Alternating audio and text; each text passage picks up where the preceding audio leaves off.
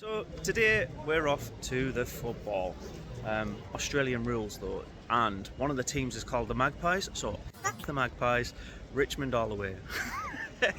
I could not have picked a worse team to potentially root for on the sole basis of they were playing a team called the Magpies. Richmond are the worst league team this season.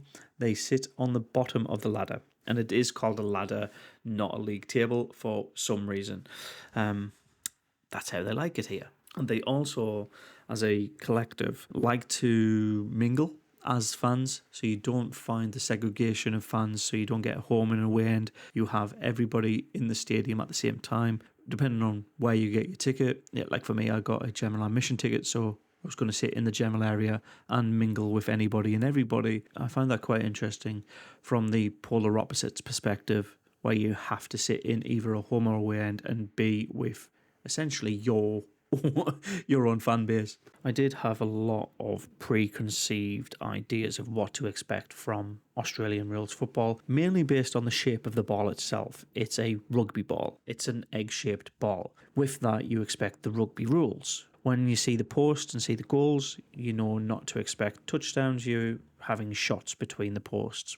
It's different. That's what makes it a little bit different. What also makes it a bit different is I'd say, basketball/netball rules. So after every goal that's scored, the referee bounces it in the middle of the centre circle for a tip-off. So either team can regain possession after a goal is scored, and if you're really good at that, you're more likely going to win because you've got the possession, you can make more shots. The scoring system in the game is rather simple, but also kind of convoluted. So you've got two ways of getting points: a clean strike, a clean shot at goal through those posts, and that will result in 6 points. Now, where the convoluted side of it comes into it is the number that's on the right-hand side of the scoreboard. In this one, you get 1 point for every shot that you attempt that is blocked or goes wide or hits the post. So you can fail a lot of your shots if somebody does intercept it. And they have VAR in this game, so if somebody does actually make contact with the shot, that will be picked up by it and the points deducted from 6 to 1. There's so many referees in this game. How any kind of controversy happens in the first place,